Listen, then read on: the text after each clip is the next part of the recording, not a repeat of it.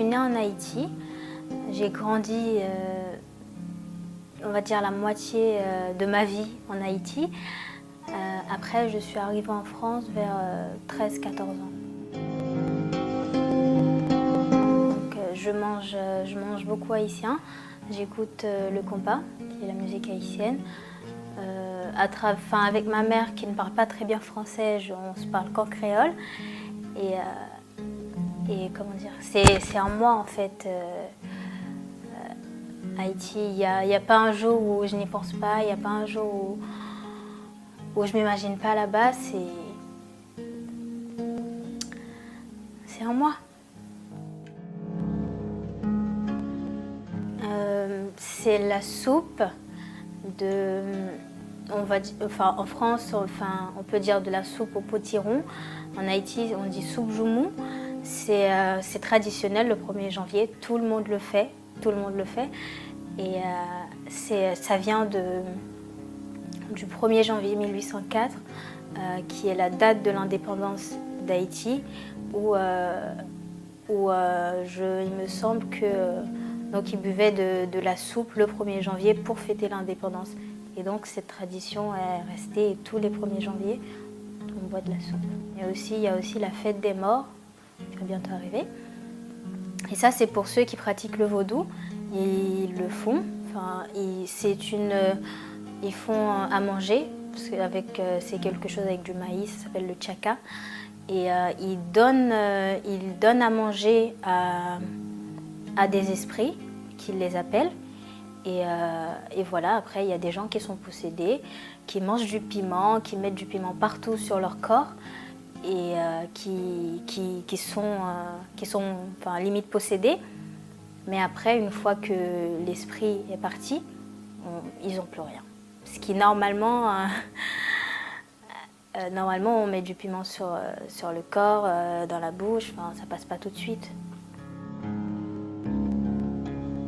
Déjà, on est... comment dire ? On dit bonjour. On n'a pas besoin de connaître la personne pour lui dire bonjour.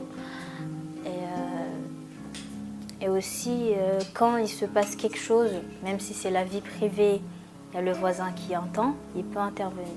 Et ce n'est pas quelque chose de... c'est quelque chose qui se fait.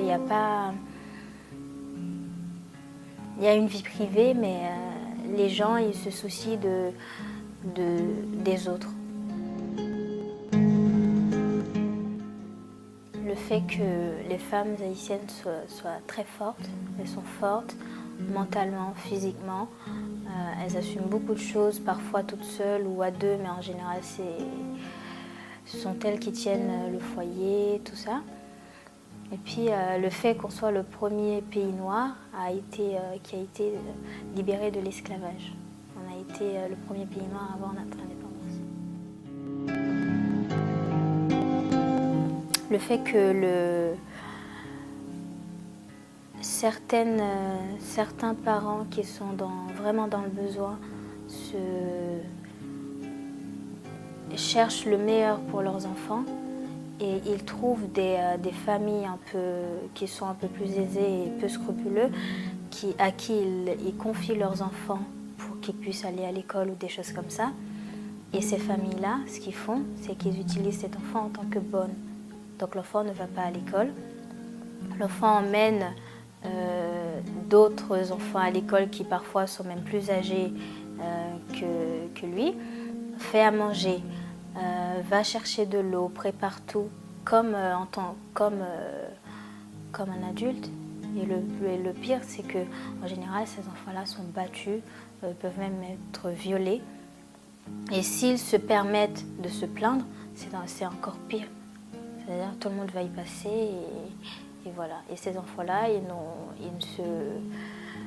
ils se taisent.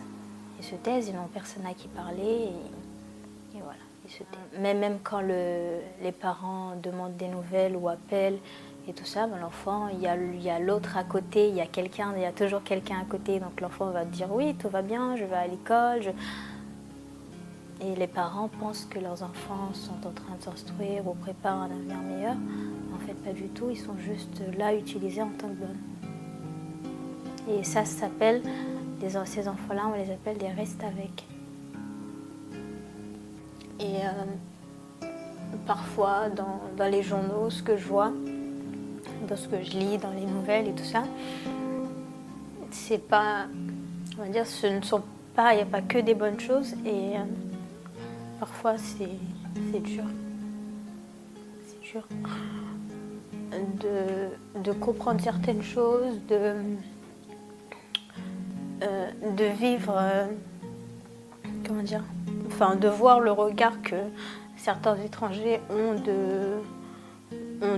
d'Haïti, qui est considéré comme un pays pauvre, mais parce que les gens, effectivement, ils vivent dans la pauvreté, mais qui est en fait un pays très riche. La chose qui m'a le plus touchée, une des choses, c'était de voir un jeune garçon violé par la MINUSTAH, qui sont des agents qui normalement viennent pour la paix. Et en fait, ils ont filmé ça et ils l'ont balancé sur Internet. Et eux, on n'a pas entendu parler, il n'y a pas eu grand-chose. Et eux, ils sont toujours là à faire leur vie. Ils sont payés pour ça. Voilà.